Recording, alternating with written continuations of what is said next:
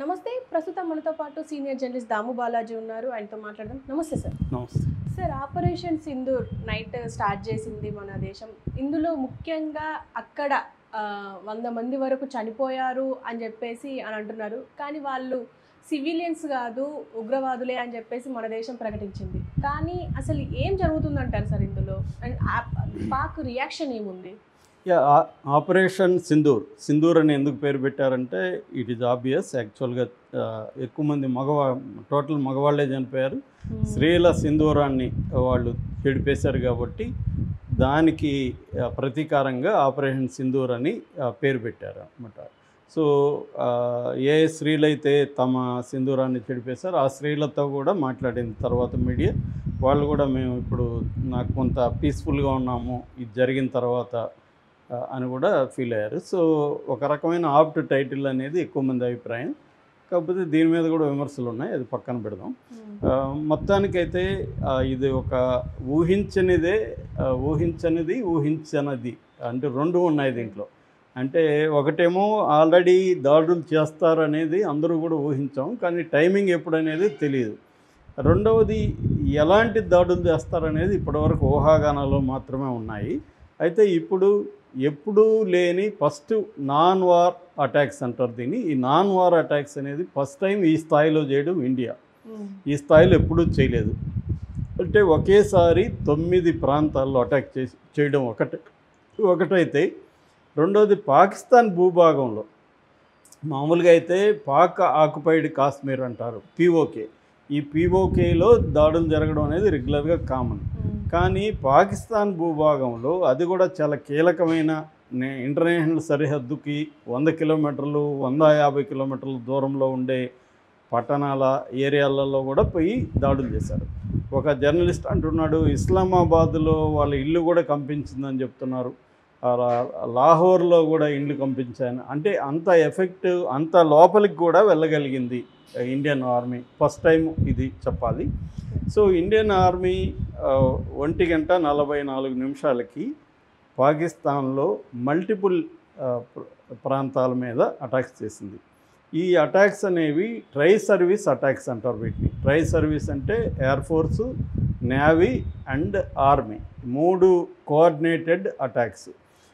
ఈ air force పాల్గొనింది వచ్చి 3 Rafale యుద్ధ విమానాలు, తర్వాత 1 Su-30 అండ్ 1 MiG-29, మొత్తం 5 విమానాలు. అవి కాకుండా స్కాల్ప్ క్రూయిజ్ మిసైల్స్ అంటారు. స్కాల్ప్ క్రూయిజ్ మిసైల్స్ అనేది ఈ మధ్యకాలంలో మనకి చేరింది. ఇది ఉక్రెయిన్ వార్లో కూడా వాడుతున్నారు. ఇది 200 కిలోమీటర్ల దూరంలో కూడా అక్యురేట్గా వెళ్ళి కొట్టగలిగిన శక్తి ఈ స్కాల్ప్ మిసైల్స్కి ఉంటుంది. వాటిని కూడా వాడారు. అట్లాగే హ్యామర్ బాంబ్స్ కూడా వాడారు. సో ఇలాగా 3 ట్రై సర్వీస్ వాడడం కూడా ఫస్ట్ టైం అనమాట ఇండియా. సో ఇది స్ట్రైక్ చేశారు. మొత్తంగా ముందుగా పాకిస్తాన్లో ఏ భాగాలు చేశారన్నప్పుడు బహవల్పూర్ అనేది చేశారు. బహవల్పూర్లో జైషే ఈ మహమ్మద్ అనే ఒక ఉగ్రవాద సంస్థ హెడ్ క్వార్టర్ అది. సో ఈ జేఈఎం అంటారు. ఈ జేఈఎం మీద అటాక్ చేశారు, దాని ప్రధాన స్థావరం మీద.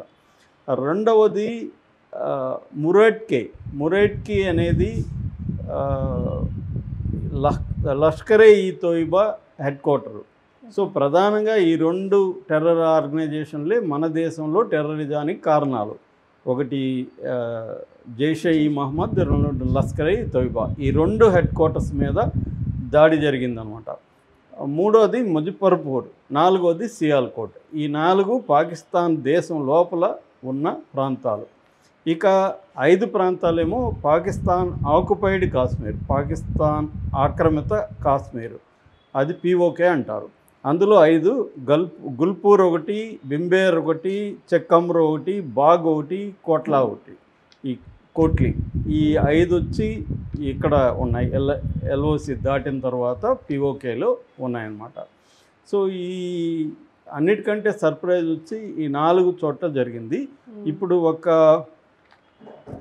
మురేట్కోలోనే 30 మంది చనిపోయినారనే ఒక వార్త వస్తుంది. అయితే అఫీషియల్గా ఇప్పుడు మిలిటరీ తరపున, మన దేశంలో మిలిటరీ తరపున 10 గంటలకి ప్రెస్ మీట్ ఉంది. కానీ పాకిస్తాన్ వేరే అనౌన్స్ చేసింది. పాకిస్తాను అర్ధరాత్రి నుంచి వాళ్ళు ఎవరూ నిద్రపోలేదు. మినిస్టర్లు కానీ అందరూ కూడా వరల్డ్ వైడ్గా మీడియాతో మాట్లాడుతూనే ఉన్నారు.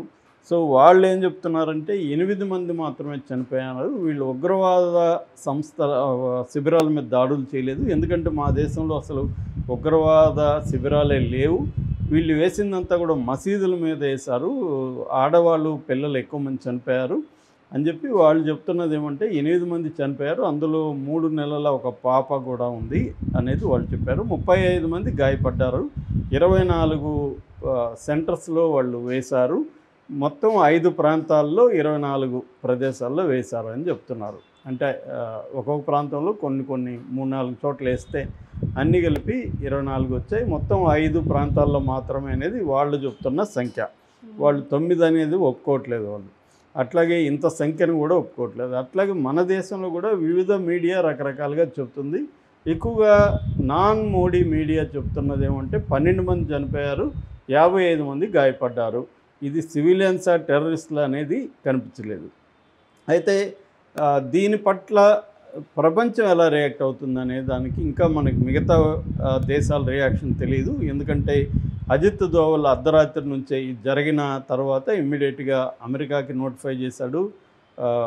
అక్కడ దాని సెక్యూరిటీ అడ్వైజర్కి ప్లస్ మార్కో రూబియో అంటే సెక్రటరీ ఆఫ్ స్టేట్ అంటారు, మామూలుగా ఫారిన్ అఫైర్స్ మినిస్టర్ని వాళ్ళు అలా పిలుస్తారు. సో విదేశాంగ మంత్రి అనుకోవచ్చు, అమెరికన్ విదేశాంగ మంత్రికి ఇన్ఫామ్ చేశాడు. అట్లాగే యూకే, రష్యా, తర్వాత యుఏఈ, సౌదీ అరేబియా ఇలాంటి దేశాలకంతా కూడా అజిత్ దోవల్ ఇన్ఫామ్ చేశాడు, ఇలా జరిగింది అనేసి చేశారు. ఈసారి ఏంటంటే మనకు బాగల్కోట అప్పుడు విజువల్స్ లేవు, ఈసారి విజువల్స్ కూడా రిలీజ్ చేశారు, విజువల్స్ కూడా క్యాప్చర్ చేయగలిగారు, విజువల్స్ కూడా వచ్చాయి.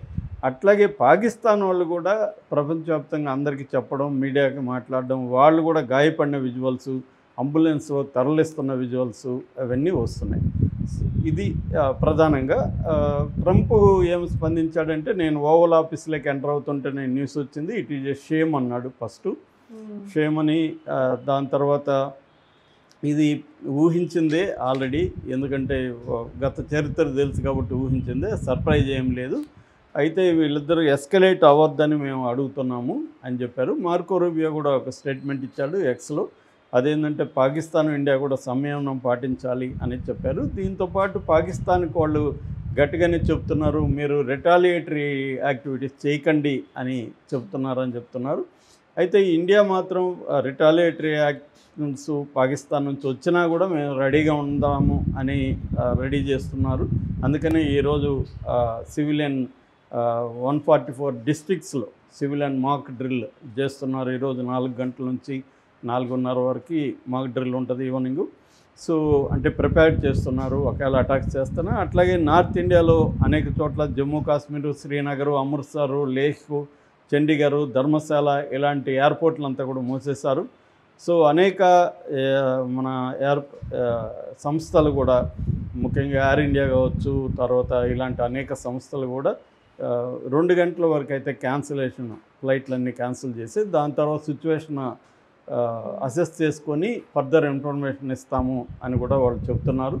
ఏదేమైనా ఒక టెన్స్ సిచ్యువేషన్ అయితే ఇండియా అండ్ పాకిస్తాన్ రెండు వైపులా ఉంది. దీనికి పాకిస్తాన్ కూడా రిటాలియేటరీ చేసింది ఆల్రెడీ. వాళ్ళేమో మేము 5 ఫ్లైట్ జెట్స్ని మేము కూల్చేసామని చెప్తున్నారు.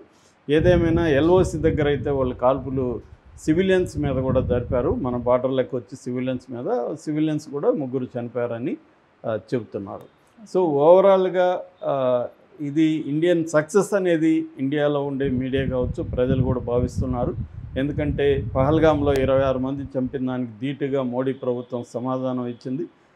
పాకిస్తాన్ ఊహించని విధంగా 9 ప్లేసుల్లో టెర్రర్ క్యాంపుల మీద దాడి చేసింది. మొత్తం వాళ్ళ 60-70 క్యాంపుల్ని గుర్తించింది. అందులో హెడ్ క్వార్టర్స్గా ఉంటున్న ఈ 2 ప్రధానం, ఇందాక చెప్పిన Jaish Mohammed and Lashkar-e Taiba headquarters మీద దాడి చేయడం అనేది ఫస్ట్ టైము. కాబట్టి ఇది పెద్ద సక్సెస్గానే చెప్పాలి అనేది చెప్తున్నారు. కాకపోతే ఒక ప్రాబ్లం ఏంటంటే పై స్థాయి టెర్రరిస్టులు ఎవరు లేరు, హై వాల్యూడ్ టెర్రరిస్టులు అంటే